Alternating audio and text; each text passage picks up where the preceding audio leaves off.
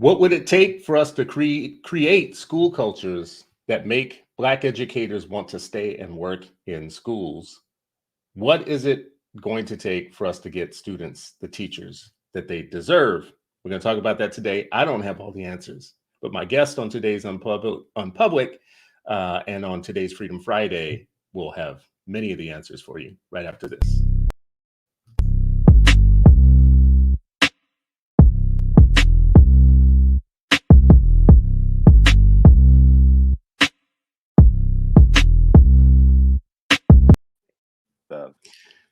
Well, good morning, friends. Welcome to another episode of Unpublic, where we learn in peace, but sometimes we choose violence. Today is Freedom Friday, and you are still not free, but hopefully you are freer after an hour with us than you are at the beginning. When you start with us, as always this week, as always every week, we have Sharif El-Mekki, who is the one who brings the wisdom and the fire and the heat to the show. I'm just Chris. We got Sharif, and he has nerve to double down on greatness by bringing other guests on who are going to make me even more just Chris. But we have with us future Dr. Mason, Sharifa. So we have Sharif and Sharifa and Chris for today's show. Welcome, y'all. Good morning. Good morning. Good morning. Good morning. Great to be here, man. Well, I'm not sure that I'm asking the right question when I say, how do we get the teachers that our kids deserve? Or how do we create school environments that are affirming for our cultures, but also for our educators? But you all have a report that you've done as a collaboration, and correct me if I'm wrong on any of this stuff that I'm doing as a setup here, but you have a report to Be Who We Are, Black Teachers on Creating Affirming School Cultures. This was done as a joint project between the Center for Black Educator Development and Teach Plus. The report was written by future Dr. Mason. And Sharif, did you write it too? No, well, some folks from our team, I've contributed in their different pieces, but lead writer is Sharifa, and there's a whole lot of folks who are writing, but I'm pleased to have the lead writer, Sharifa Mason, with us today. So she really played, and you just imagine, point guard, and point guard. All right, yeah, and directing all this. But we'll let her talk about it, the setup, how she engaged Black teachers and things like that. So. Well, before we jump in, I'm going to make sure that I drop a link to the report into the comments for anybody. For you all listening and watching, you will be able to go and access the report for yourself. As a setup, it says, to be who we are, Black teachers on creating affirming school cultures. It looks directly at what Black teachers need to thrive in schools. Rooted in the voices and lived experiences of Black educators, the report lays out 5 conditions that Black teachers say are critical towards creating school cultures that affirm their identities. It includes tangible recommendations for teachers, school leaders, and district and state policymakers as they work to support and retain Black faculty. So that is the setup. Man, that seems like a y'all do rigorous work here. Rigorous intellectual work. That's what it's all about. So tell us where you started with the report, what you learned as you were writing it, and what's the thesis? What's the main aim of it? So first of all, thank you so much for having me on this morning. I really appreciate this opportunity to share with the masses what this amazing report is all about. I am a senior research fellow at Teach Plus, and about 4 years back when I started with Teach Plus as a Texas fellow, I began this immense work in recruiting and retaining teachers of color and why it was important and who we needed to educate about the significance of having more teachers of color, more Black and brown teachers in our classrooms to mirror the diversity of America's schools. And as I continue to work with Teach Plus and the pandemic began, and we started looking at COVID-19 and the effects on the Black and brown communities, and then the racial pandemic began and George Floyd was murdered, I felt like I needed to come out of the of color box and focus specifically on Black teachers, because I felt that there was a serious need for us to explicitly look at the antagonistic cultures that a lot of schools had created in regards to Black teachers. When we talk about the Crown Act, the fact that Black teachers haven't been able to wear their natural hair without some type of penalty, when we talk about the fact that we're looking at the critical race theory now and being stifled in talking about, like we were talking about before we came on, even the I Have a Dream speech, I felt it was necessary to take a look at the culture that had been created in so many educational milieus that were totally against Black teachers being confident in who they were in their authentic selves. And so I spoke to Mark Teo, who's the VP of Research and Data at Teach Plus, and he leads the Senior Research Fellows. And I told him that I wanted to write a paper, originally an open letter about Black teachers. And so he empowered myself and Dr. Shantoria Walker from Houston to lead some focus groups with Black teachers. And we gave them the hard-hitting questions. We asked them about these cultures that we worked in. We asked them what it would take to keep them. We asked them why they needed these spaces to be more diverse and create spaces where they could have unapologetic dialogue. And we took that information and we poured it into the report. And as we began writing, Mark came up with this amazing idea to include Sharif. And I thought that that would be absolute educational gold. And so he started to work behind the scenes to build those connections. Sharif and I have been on panels before, but we didn't have a close connection at that time. And we started working with his team. We started creating all of these different drafts, going back and forth, and the collaboration was seamless. So I knew that this paper was going to be something that was going to be profound and really trailblazing in its own space. And we started working, and within months, we came up with To Be Who We Are, Black Teachers on Creating Affirming School Cultures. And what you have now that we've released is this paper that is very authentic, it's unapologetic, it's honest, and it talks about what we need to do to make sure that Black teachers feel safe in the spaces in which they teach.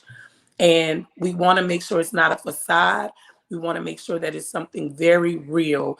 And we want to empower school leaders to build out these spaces with the intent of being authentic in their cultivation as well. And for me, that is the thesis of To Be Who We Are. Mm. So when we say something like we should make sure that the schools are affirming for these educators, how? What are some ways in which that we would know that school A is getting this part right and school B is not getting it right?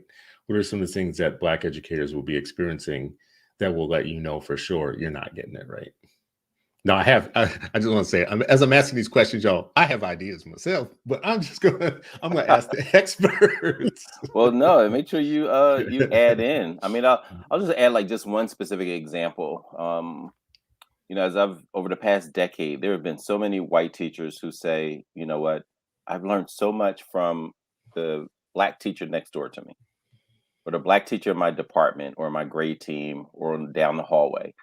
And when I asked them, like, what do you? It's like, I'm learning how to engage children, how to be respectful and humble servants and partners to families, how to bring a different level of critical thinking to whatever I'm teaching, right? But so much of it is accidental learning. You do accidental learning, you'll get accidental outcomes, right? They like happen to be there, they happen to be in the right space to learn something, they happen to be, all that's accidental.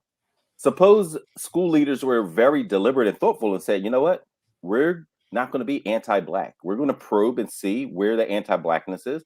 And we're going to commit to being anti-racist. And that's how we're going to lead. That's how we're going to function. That's how we're going to hold the mirror up to ourselves. Then that, which could be just a single Black teacher in that community or in that grade team or in that floor, can see that, you know what, it's not just me trying to, improve the conditions of this school, it's everybody. We're all in this. They're not just looking at me every time something happens, or I'm not the only one to call out, yo, that was racist AF. Everybody is saying like, yo, that was wildly inappropriate. It was aggressive and it was oppressive. Let's address it. So that's just one way where a person doesn't feel like I'm the lone and lonely person advocating and fighting for, educational justice and ending malpractice that's happening in schools. And that's just one example, right? But it's stop being accidental and be deliberate. I like in the report a nuance that I don't always see brought out, which is that there is a difference between school districts where you have a preponderance of Black educators, for instance, and there's not as much of a worry that you're recruiting people into a situation where they're the minority. There still may be schools like that, but it's not the dominant situation. But we are not paying attention to the fact that schools in suburbs and other places are trying to recruit diverse teachers. But the recruiting proposition might be a little bit different for those schools. What do you think that they should be doing that puts out, I don't want to say the red carpet, because we're not looking for necessarily like some sort of expectation of special treatment, but we are looking Welcome for them to America, rose petal joys. Like I don't mind that when I'm, a little theme music from back in the day as you're walking. Yeah, I mean, like, listen. Even if you have it in your heart to do the right thing, sometimes you're going to be trying to pitch something to recruits, and it's not going to be looking like great. I mean, what should you be doing if you want to recruit and you want to compete with districts that already have a critical mass of teachers of color or Black teachers or whatnot? What should you be doing different in the recruiting process to let Black teachers and others know this is safe? This would be a good place for you. You could come here and you're going to be affirmed. When it doesn't look like you have many teachers of color already. Sharifa, you want to dive in there? I mean, I have a thought, but I'd love to hear from you. Well, thank you, Sharif. I think the first thing that we do is we model what we want to see teachers modeling in the classroom. A lot of times we have an I do, you do, we do method so that we can model for our students what it should look like. And that starts from the top down. So the first thing is all about authenticity. And we want the best teachers in front of our students. So the school leaders have to be the best school leaders. They have to deep dive into what it looks like to create culturally affirming schools. How you do that is by using the experts. When we want to become better teachers, we read books by Sharif El-Mekki. We find out who the top dogs are in education and we research them. And you have Black teachers, Black educators on your campuses that are the experts. They have that lived, valued experience. And we need to tap into that. And that's one way, in my opinion, that school districts can make the change. Take the teachers, take the educators that are Black, that are in your schools already. Find out what it is that they need. Find out what it is that you have not been providing. Make those changes, and then you can speak truth to what you are saying when you start to recruit Black educators. And Chris, I do want the red carpet, maybe a black carpet, and rose and rose petals. All right. Well, I mean, in the report, you say it is especially important that Black teachers in predominantly white schools have access to other Black teachers in their schools. Such access to Black peers creates a more affirming environment where Black teachers can share best practices and strategies for developing an authentic multicultural experience for staff and students. I don't know if we always think about this, but in nonprofit world, I always laugh about what I call the OBE, which is the one Black employee. So you have a lot of nonprofits that have an OBE, and that OBE, boy, let me tell you, OBEs are like, it's one of the most lonely creatures on planet Earth. You ain't down with OBE? You ain't down with OBEs. And you got to get OBEs meeting with each other across organizations so that they don't feel so alienated in their things, their work. I imagine it's kind of the same way for a teacher. If you're the OBE of a school necessarily, or something close to it, and your district is not helping you find fellowship and common ground with your people. Yeah, and not just actually, fellowship so that you feel affirmed with your other people, you can meet your other people. But I love what you have in this report is not just for my sake as being fellowship, also you need to tap into us as solution makers, Leaders, right? problem solvers, Problem experts solvers, in our lived experts. experience, both as students and now. I mean, like we return, right? And so any work towards justice for Black educators, it's not only for the students, it's for our very selves as well. It's our lived experience as students, and now we're professionals. So we can share with you two lenses. Here's how those policies impacted me as a student. Here's how these policies impact me as a professional that had those experiences as a student, right? Like that compounded experience is crazy for that to be ignored and just Mm, poo-pod and just like, nah, we got it, right? Because when we're trying to address these things, it's for ourselves, it's for our own children, it is for our neighbors and our siblings children, right? Like it is very, very real. And there are other folks who are like, I'm going to solve this problem, but it's not really impacting my life. Like my kid don't go here, I would never put my kid here, but I'm not even in this neighborhood, I'm driving an hour to come here. It's a job, right? And even if I want to mm, do a good job, for us it's like it's life and death, for many of the folks who we love. I love that OBE reference, right? Because I often think about it as a kind of token, TFT is how I used to talk about it. Tokenism, this fetish for, oh look, yeah, we got a Black person, the other school y'all don't, look, we got a mascot kind of thing. So, and then the tax that they experience from being the token and the mm. fetish of white recruiters or HR or school leaders. So, all of that. And to your question, as far as one of the things to share for new folks is, what's your retention plan? Like all that's beautiful. You're trying to recruit me. I know it's going to be great, blah, blah, blah. What's your retention plan actually? Because that should include things like affinity spaces, leadership opportunities, and that there will be listening. And I love this report because it's, I think, a great follow up to a previous report Teach Plus collaborated with Ed Trust on, that Sharifa was also involved with. If you listen, we will stay, talking about teachers of color. Mm. I got a question for y'all that might be kind of a tough question on this. If you're being recruited as an educator and you look at the situation and you have a sense in your heart, y'all not ready. If you look at it and you go, mm-mm. Like I looked into your retention stuff or what your answers to me about how your current Black teachers are treated is not adding up for me or whatnot.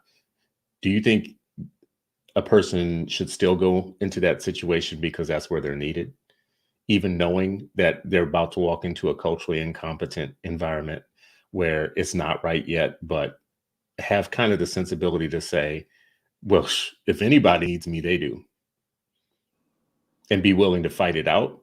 Or should you just basically say, y'all not ready? I think it depends on your ability to navigate those types of spaces because, to Sharif's point earlier, that tax is a very heavy weight to bear. And it depends on your foundation, your discipline, and if you're able to navigate that space without losing who you are as a Black person and as an individual. Because we need you to show up as your whole self. We need you to be healthy, mind, body, and soul, so that you can speak into kids, you can speak life and love into kids. So for me, that's a very hard question, like you stated, because it depends. I think it's important to navigate those spaces. I also think it's important when you have the opportunity to create those affinity spaces that Sharif mentioned earlier, to be a trailblazer in that space.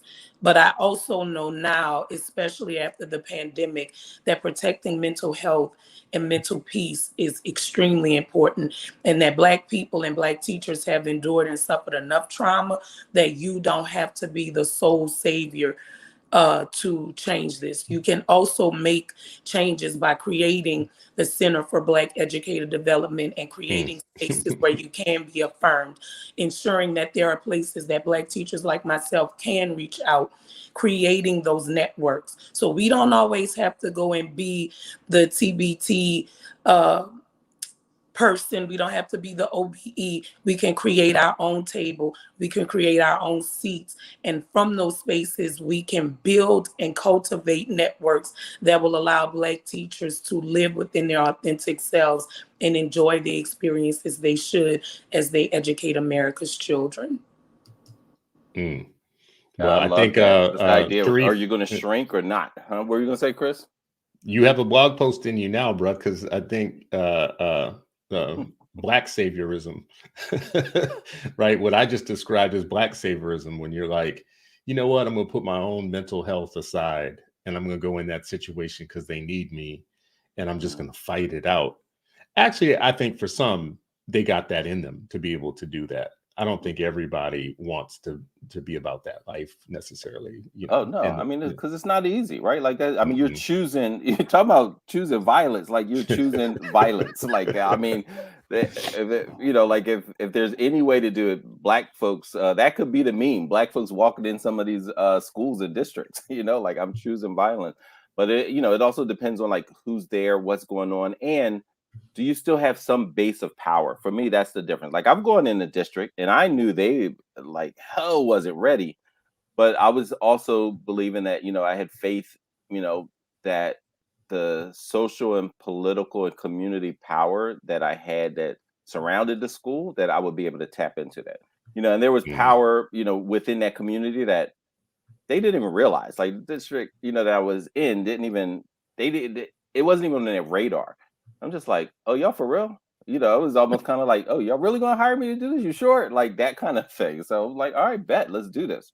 But I could also see like how it could have went left, right? You know, but I think, you know, if you have you know, a source, a well to tap into, that's very, very, very different than if you are a true OBE with no power base, no battery to plug into. Man, that can be you have to make those decisions you know, very carefully, very wisely, but you have to be in a space where you're not going to shrink, where you're actually going to grow. You know, it's the opposite of shrink. You're going to grow and gain power and build community, and that organizing, you know, whether you're organizing around curriculum, policy, just great pedagogical instruction, you know, all of that. You're being a source for others, and then it kind of ripples out to, you know, all the other classrooms. So you and I have talked a little bit about the reality of being a Black male, specifically in these very feminized environments. And when you add race to that dynamic, you are a Black male in a mostly white female situation. It is a special set of experiences that don't get unearthed enough. We don't actually frame that out for people of what that looks like. We just treat it like, oh, we need more teachers of color, or we need more Black teachers. But that is a very specific racial gender dynamic that could create a reason for many to not want to stick around. Oh, you raised your voice in a way I didn't like, or oh, I felt very threatened by the way that you said that. Oh, you know, and now you're getting into the Beauty and the Beast kind of age old, you know, Emmett Till type of situation that we don't talk about it. We're not honest about how that shows up in school situations where you have a dude who is like saying to himself, I am so tired of putting my Black maleness in my back pocket all day long and acting like Mr. Rogers because these people don't get me or they don't understand. And that's a reality that will, I could fill this show with Black males in education who will tell you privately some of the extra, it's the extra part of the job that they have that others don't have to deal with, just to be there and just be your normal self. So, so I'm wondering about what the strategies are going to be for districts like, you know, Sharif, you know, Minneapolis pretty well. And Minneapolis is a pretty white, you know, place, and they have had a longstanding, you know, expressed desire for more Black teachers. And they seem to lose a lot of them. Often it's just weird. They don't seem to really get it corrected. I noticed one of your recommendations is to authentically reflect on practices and perspectives. And we've talked a little bit about affinity spaces here and bringing people together so that they know that they have a fellowship and backup, and that they're being treated as a expert group. What are y'all going to do with that recommendation, given the the political season that we're in now, where even creating an affinity space is having some white teachers be like, what do you mean I can't go to that? What do you mean I can't, be in that because I'm white? Reverse racism. Are y'all reverse racist? Is that what y'all trying to like push on the world? Reverse racism? Language is everything. We're still trying to teach people that's not really a thing. But, that's just not a thing. It's not a thing. It's not a thing. I mean, I'm laughing about it, but I do feel like the information that you have in this report is the right track, and it's what we should be talking about all along. And I think the political season is turning against even our ability to do honest work like this, even to talk about it. Yeah, I mean, you're talking about right before the show. You mentioned that they want to ban "I Have a Dream," or the piece that you sent me a lot of depressing, frustrating stuff. I really got to take stock in our friendship, man. I was just like, yo, he just be like killing me. I was beautiful Friday morning, October, fall, my favorite season. And I'm reading this stuff that you sent me. But I think it's absolutely important that we be aware, right? Like we can't enter these type of fields being naive and misunderstanding the historical and current context in which we're operating, that we're trying to work on, that we're trying to liberate, that we're trying to and the Black teachers that we're trying to support, who may be in spaces, right? I was listening to Dr. Jarvis Gibbons, author of Fugitive Pedagogy, and he was telling a story about some of the teachers who found themselves, where the KKK was part of the school boards, and they were actually doing these witch hunts. Like, how did this leaflet get into our school? Black schools, but they're like, they were going to control what happens, what's taught, how people are thinking about it. And you see that some of the same situations with these anti-CRT hysteria and ridiculousness, but it's a real experience for so many teachers who may be in situations, talking about like choosing where you work, where you teach, like all of that is very, very real, and there's a long history of it. And some of these same places, some of these same states, districts, they're saying we want to recruit teachers of color and we don't want you talking about anything about, but don't mention race, right? And so that's that honesty that we have to have and say, like, listen, they're hostile. They want to kidnap you. They want, they want whatever that place was, or that movie about Get Out, like the opposite of that. That's what they want for too many of these Black educators. I think to the point of I'm always depressing you with real information, brother. For people listening and watching, for many years straight, actually, as a matter of fact, Wisconsin has been rated the #1 worst place for Black folks to raise a family. And I live in Minnesota. Minnesota has been #1 or 2 or 3 within that same period of time every year. So I don't think people know this. Like, we're the North, right? We're Minnesota, and next door to us, Minnesota is like one of the best places to live for white families. Actually, like one of the highest standards of living for white families, and one of the worst places to raise a Black family. In Wisconsin, the law that just passed, that we were just talking about, bans certain terms from the classroom.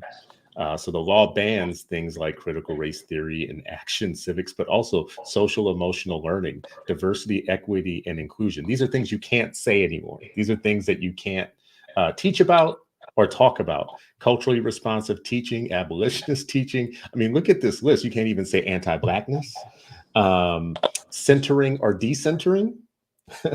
Like, look at this list that went into law. When I know they banned my whole vocabulary. Like my whole mindset is like out. What you want to talk about anti-Blackness? All right, get out the state. Like it's almost gonna be a sundown town again, bruh. Cultural relevance, diversity training, dominant discourses, educational justice, equity.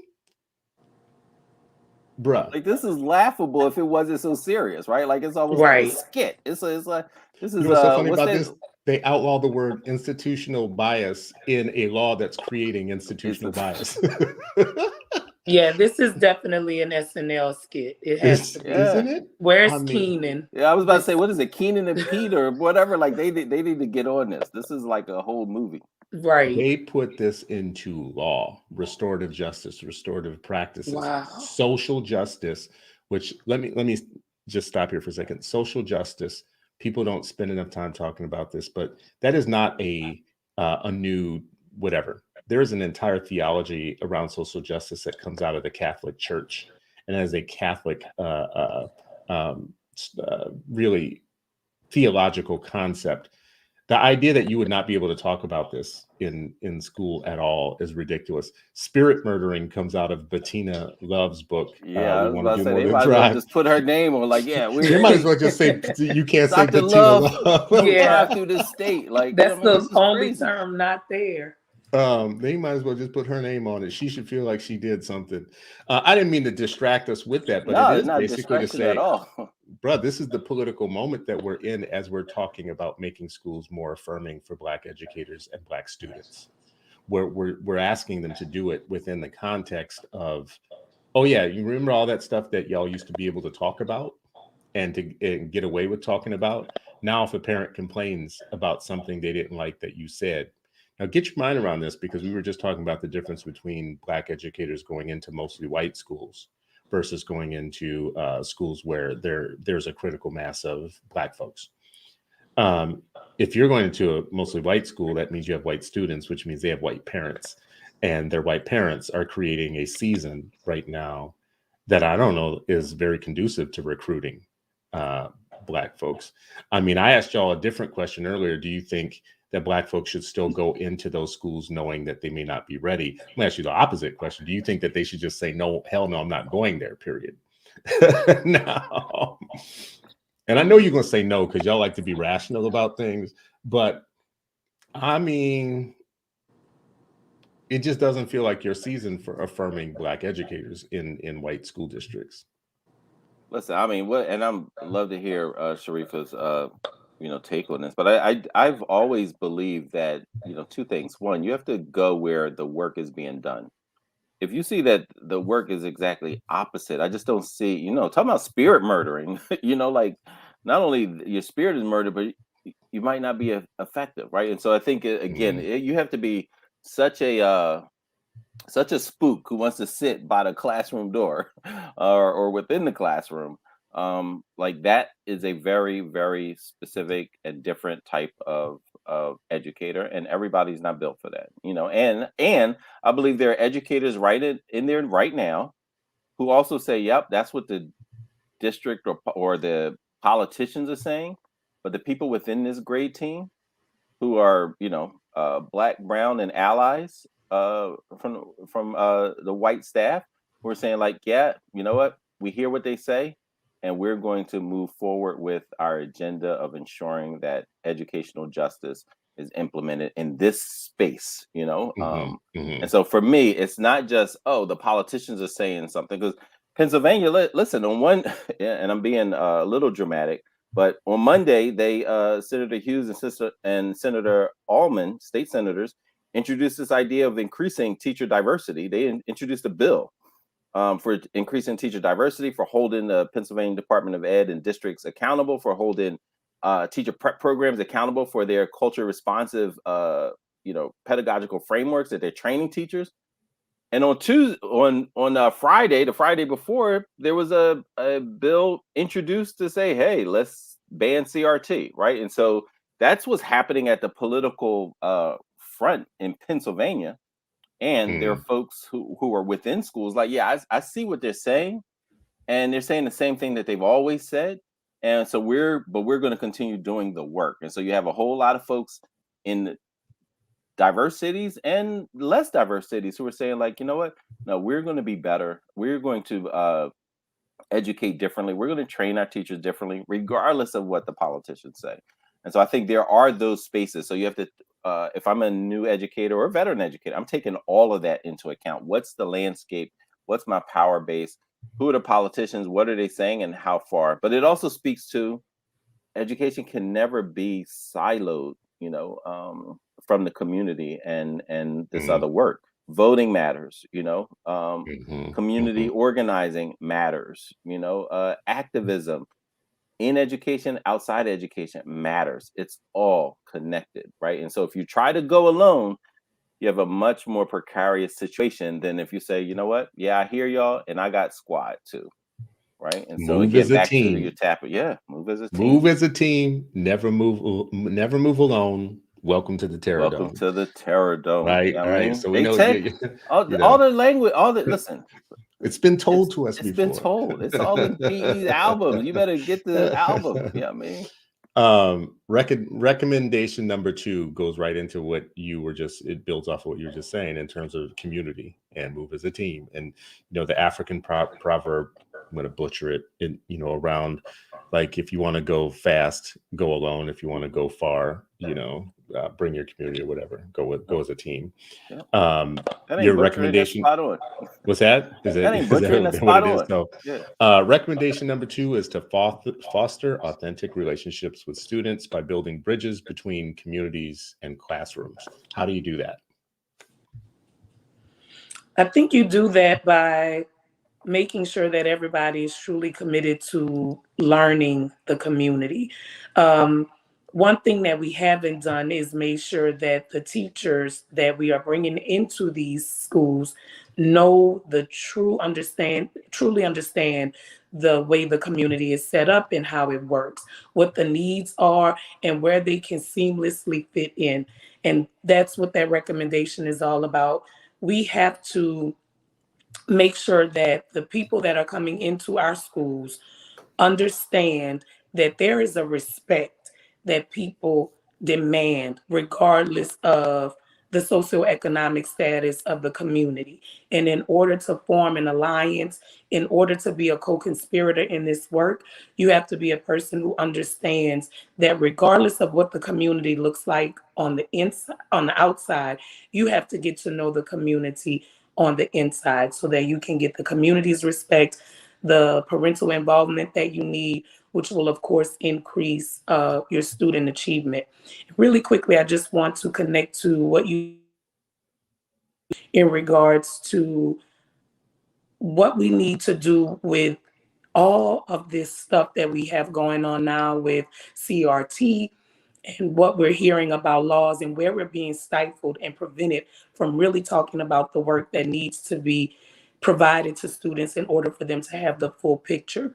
And I have a personal story about applying to present at the Black Male Educators convening a few years ago, and Teach Plus allowing me to create my own presentation and paying for me to fly to Philadelphia, and seeing the beauty of all the Black educators that I was around, being able to hear what they had to say about what we needed to do in our schools, and understanding that my empowerment came from being around those Black educators, as well as connecting with the allies that were in that space as well. So what I think we need to start working on is making organizations like Black Male Educator Convening having more mobile um, conferences so that there are regional accessibilities for other teachers to feel that empowerment. Some of our Black teachers can't go into those spaces simply because they don't have the tools. And we need to find ways to provide tools to everyone across the country, because this is America's problem. And we need to be on the forefront of fixing this problem so that we don't lose the few effective Black educators that we have now. I wonder about, and I'm talking about this kind of like as an outsider, and I'm thinking about it, this, like, what should be our major strategy? I mean, should we be preparing our educators for other people's schools in a season when those people are taking their schools back over again, and they're writing us out of their books, and they're writing you just saw the list. They're writing diversity and inclusion out of their Bible. They're writing culturally responsive pedagogy out of their Bible. They're writing all these things out, and it's making it real hostile for all of us. If this report is about us creating schools that are affirming for students and our educators, for both of our groups to exist, man, it looks like we are about to be in a fight. real fight. Because like even I noticed in your report, some of the take action things that you have are for people to do some of these reflective practices, to do things where they reflect, like where they have to fill out an inventory of some sort that maybe takes stock and a look at your bias levels or whatever. Sharif, I don't know if you can speak to this or not, but I do know that like even in our local school systems, we have had educators push back on even doing that work, even being made, well, you can't make me fill out this inventory. You can't make me think. What You are you talking can't, about? Make me think. How dare you? or admit. I think what they're afraid of is that you're trying to make them admit that they have biases or that they're contributing to an environment that's not conducive for Black educators or students, and they will take great umbrage at that. And then they don't even want to participate. So I don't know if you have faced that at all. It seems like, I mean, you're usually like, I don't know, you got some sort of spiritual magic dust on you where people don't respond to you like that. They only respond to me like that. So maybe you have figured out the special sauce. But have you seen any resistance or pushback to even doing the work? I mean, I think there's always a level. One, human beings at any point sometimes can really be uncomfortable with learning something, because usually when you're learning something, it means it's challenging your own thinking. It's exposing you, even if it's internal, even if it's not public learning, it's exposing like what you were ignorant of, right? And sometimes people don't want to do that publicly. They don't want to do that in their own mirror, right? Like how many times have you heard people say, hold the mirror up, like in your own room, look at yourself. But I think, I think a big part of it always is remaining steadfast in what we believe in. And this is a part of it. Like, so we're not going to shy away. And again, we have the luxury of going where we're invited, where people want to participate. So when you're talking about a district or a school, we're being invited in to lead this work. And yeah, it's not all. However, what do you have, like 6,000 teachers or educators? Like, no, that's not the audience who we're working with. We're saying like, hey, you know what? Who are your 500 that we can start with, right? And who is that? So I always think there has to be a willingness to have to engage in this cognitive dissonance. And people can reject what they want, and showing data of like, no, your biases are clear. They're not experiencing that in that teachers of color, that Black teachers classroom. They're not saying that. The survey that the student or the teacher or whoever, and they're responding to the experience.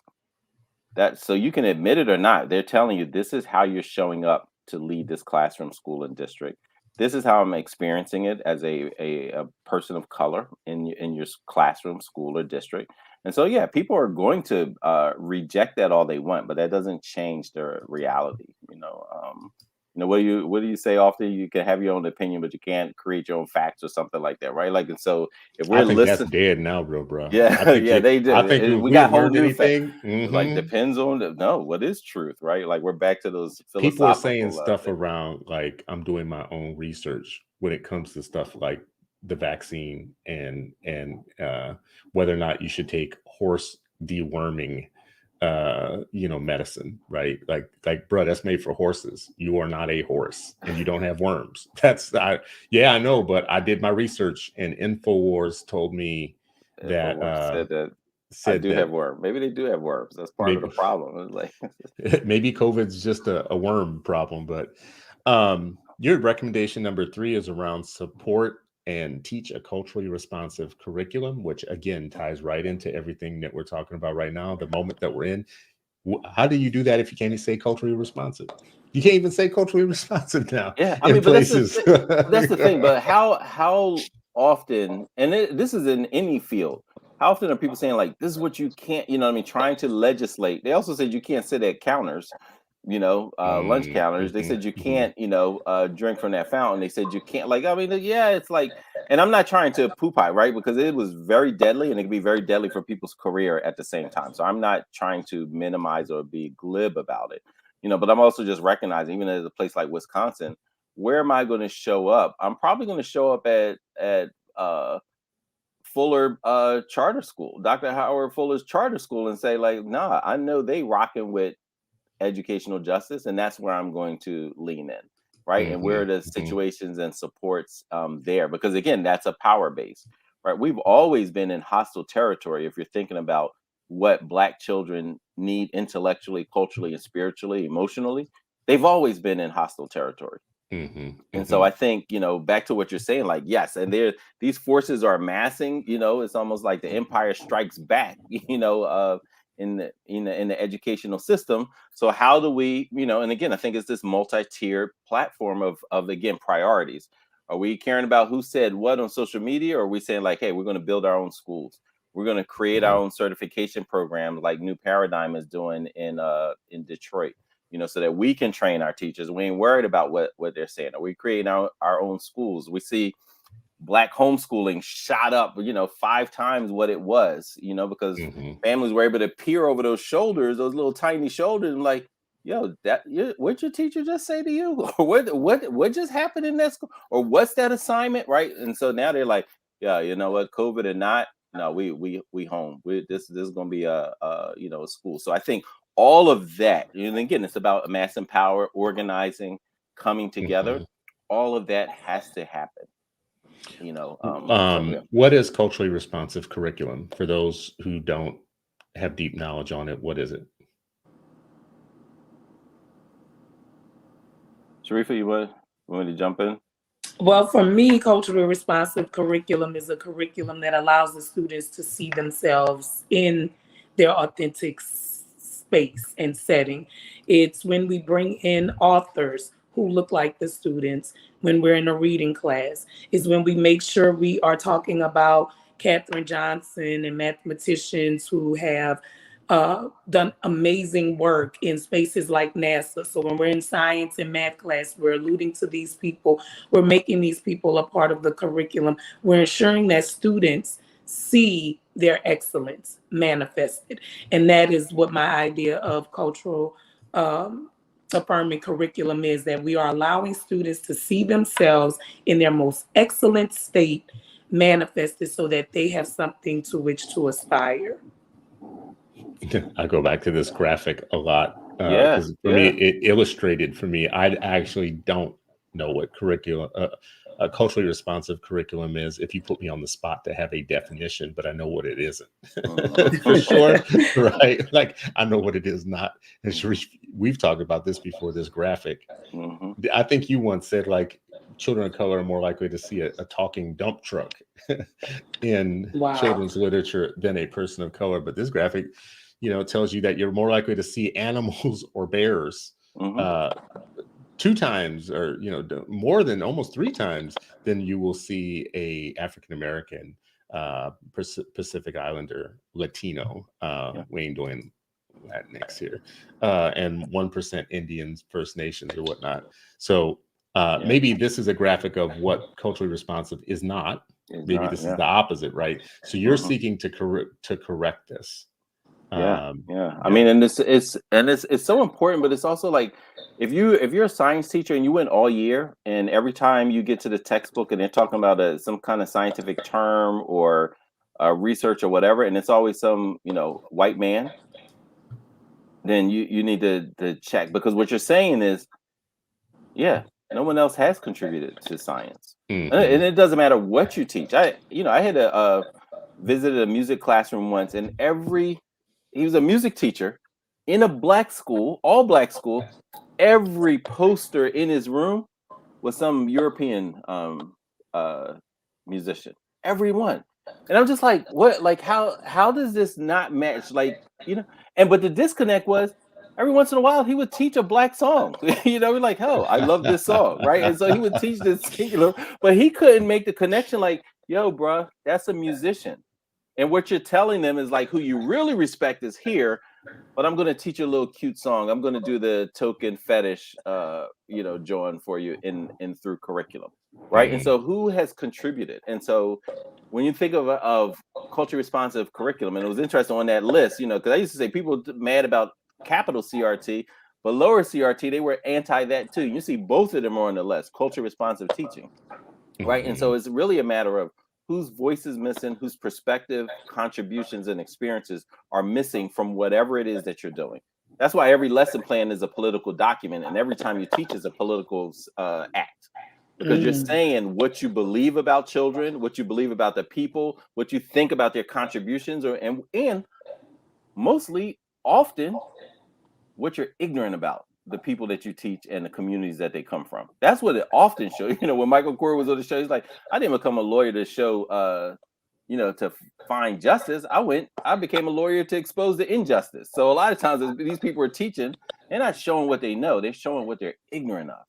Yeah. And that's what we have to try to address. But I think it's important for us to make sure that we are putting our children in spaces, even if they are attending that type of school where they're going to be subjected to that type of harshness, that you don't belong, you haven't contributed, you are just here to benefit from our, white and European thinking and civilization.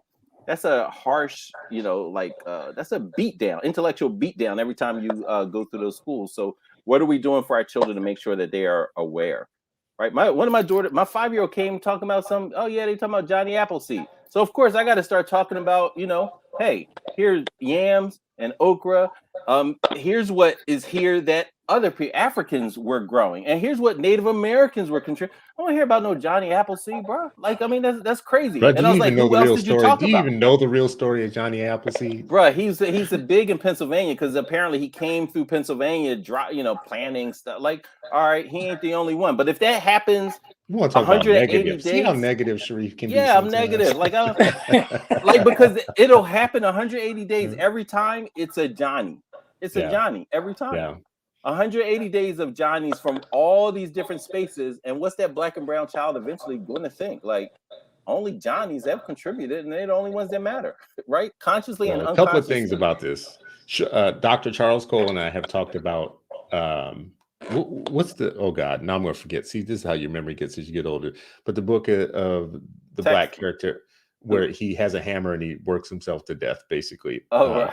I remember my dad threw this book out the door. Oh, really? Really? Oh, yeah. Like, God, what's his name? John, right?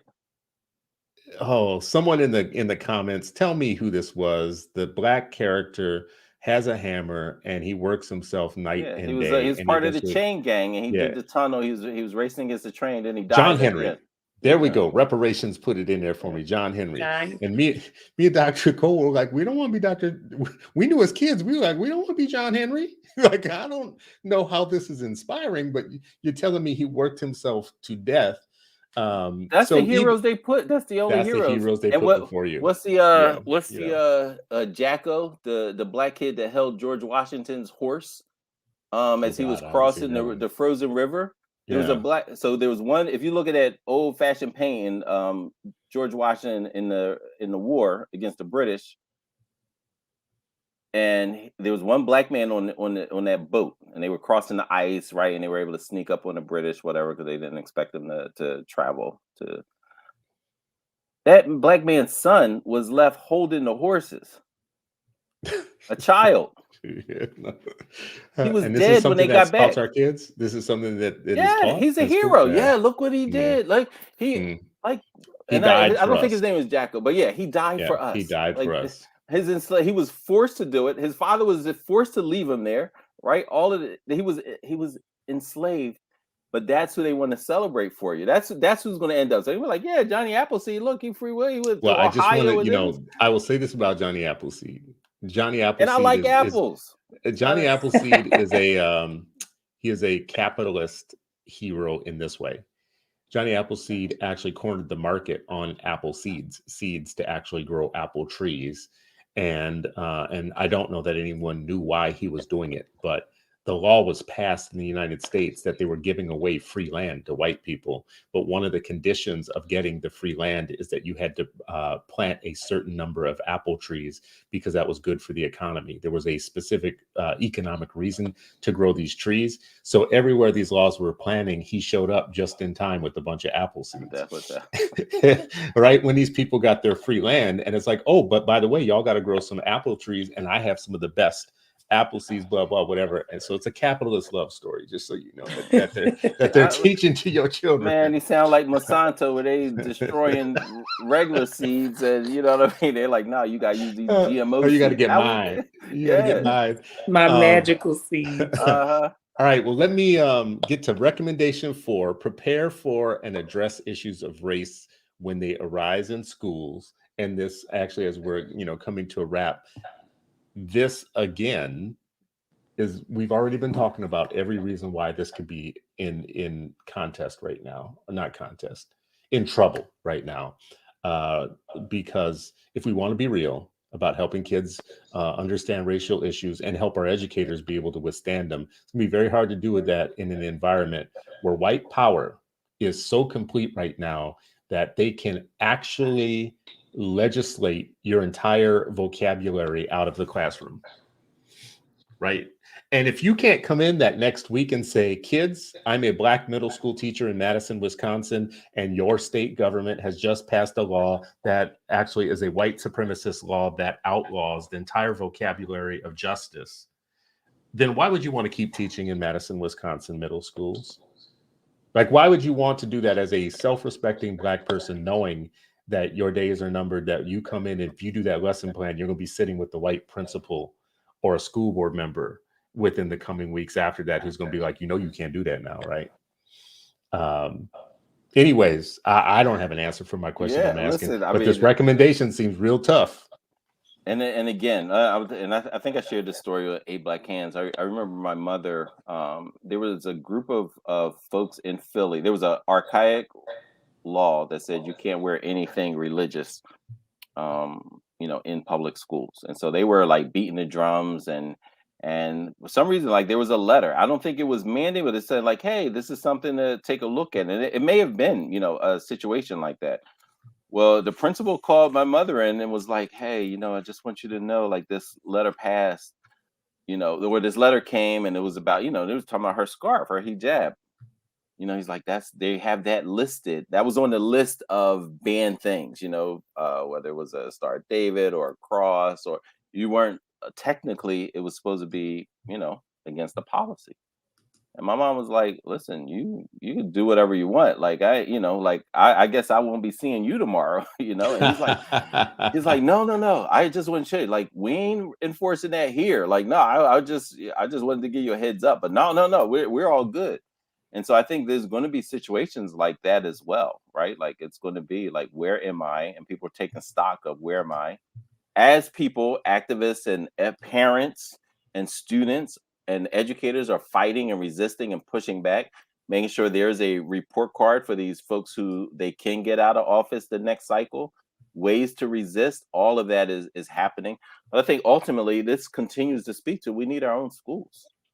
At the end of the day, right? Like, it can't just be, we used to talk about it as detox centers. Like, hey, they infect your kid's brain during the day and then after school or weekends, right?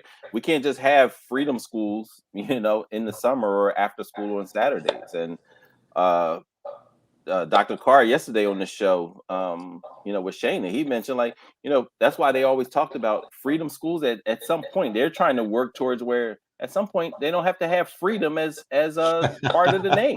It's just school. Like, school itself is so liberating that it's just school. It's like, until then, we call it freedom school, but that ain't the end game.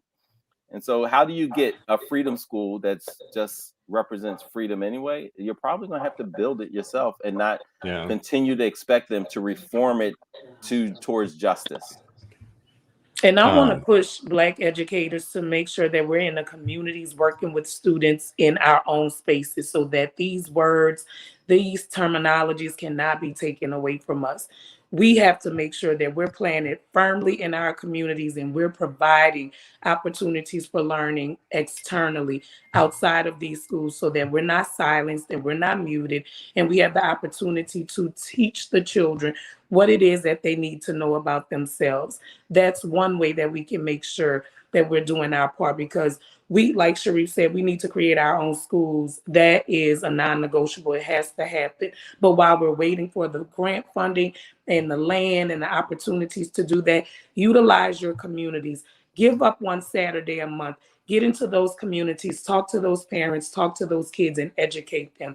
And we can start seeing some changes externally where we want to see them internally. I think that is amazing advice. Great place to for us to wrap. I want to say that we did put the link, and we'll put it again to the report into the chat here so that everybody can see it. But if you're listening and watching and you are not in the chat, we want you to be able to track down this report. Again, it was a joint report done by Teach Plus and the Center for Black Educator Development, which happens to be Sharif El-Mekki's revolutionary choose the peaceful route by creating our own solutions, creating our own educators, supporting them, getting them into the field, recruiting them, and then making sure that they have fellowship once they get there with each other so that they can overcome things like being the OBE, the one Black employee in a school, or the Black educator who gets brought in to be the dean, the behavioral corrector, all those things, none of which are the reasons why we come into the schools. We come in to transform the schools, not for the schools to transform us into something that we're not. The report is called To Be Who We Are, Black Teachers on Creating Affirming School Cultures. You can, if you Google it, you can find it, but it's at the teachplus.org website. So teachplus.org. If you go there, you'll find it on their website. Excuse me. How can they find you two? Tell the public how they can find you two if they want to engage with you more around this report. I am at Mason, Mason Messages on Twitter, and Sharifa Nadir Mason on Facebook. And Color Ed Black and Brown on Instagram. Uh-oh. You trying to get in trouble on every platform. She like, you got another platform? Yes, because I'm definitely on a no-fly list. Yes. What about you, Sharif? I mean, I know how to find you. All my people know how to find you, but tell the folks listening or watching how to find you. Folks can find the center at Center Black Ed on all the social media platforms, Center Black Ed. And I'm same platforms, El-Mekki, first initial, last name without the hyphen, at El-Mekki. Thanks for having us. No, thank you all for coming on, especially always on short notice, but thank you for coming and joining us, future Dr. Mason and Sharif. Y'all always make Fridays edified experience for the educators that come and listen and participate in the comments on Fridays. And they love it. They always mention it to me later on that I needed that after a week of like dealing with peoples. I needed that. I mentioned several times in this conversation about the moment that we're in, the political moment that we're in, and the importance the important threats that we have to pay attention to for our Black educators and for Black people in our school systems who are trying to do right by our kids. I think sometimes when I talk about this, folks think that I'm being alarmist or that or whatnot. I am sick of our people not paying attention to things that have material consequences for us and our struggle for freedom. I am sick of us pretending as if, oh, well, I saw that CRT stuff. Well, I'm not going to say nothing about that because I actually, whatever. That's just people being people and all that type of stuff. Mm-hmm. That is how you lose the little that we have gained towards our full humanity, is by treating these major threats like they're idle, small things. This is a story about a Texas high school Black principal, the first Black principal for the school that he's in, where white parents said that he was promoting critical race theory because of some things that he may have said on his Facebook and different places or whatnot. These type of witch hunts, especially of Black male educators, because they are easier to Emmett Till than everybody else is in a white female occupation. I can litter your feed with these stories all day, all night. Sharif El-Mekki will tell you that Black male teachers are 2% or less of teachers in the United States. So what I want to know is, if you're only 2% and everybody and their mama is saying we need more of you and we need more Black males in education, why you keep dragging the ones that are there when they disagree with your whack ass? So this is another example of that exact same problem that's going to happen over and over and over again. They wanted him to remove something from his Facebook. It was a picture of him and his wife, and people didn't like that. The parents went after him for anything that he said that had all of the words that we just talked about that got outlawed by this Wisconsin law, right? That is coming to a school near you. We can't talk about making things good for our Black educators and Black students if we're not going to stand with our people who are actually being drugged through the mud on situations like this. This requires fight back. You cannot have a nation of white suburban parents who feel perfectly empowered to go down to the school board and use all of their power and privilege to wipe away entire books, entire sections of history, entire whole ass principles, right? And we have no response. So I'm just going to say to my friends who get grant funded to organize parents, I know that you're organizing parents, and you're funded to organize parents around things like charter schools and choice and agendas that, may serve us, some good. But where are you at when white parents are running down to completely erase us from public schools and public school management and public school curriculum? Where's your organization then? That should be the test of all of us. Show up, show out. Let's push back. Let's make sure that we make things affirming for our people, but let's make sure that we also make it like safe just to even be there in the first place. Affirming is even a whole nother level of safety after just being there. So thank you all for listening. I chose violence at the end there, and I'm going to keep doing it every week. But I appreciate y'all for listening to me and for joining us. It's been another episode of Freedom Friday. You are still not free, as this story tells you, but hopefully you're freer now than you were when you started with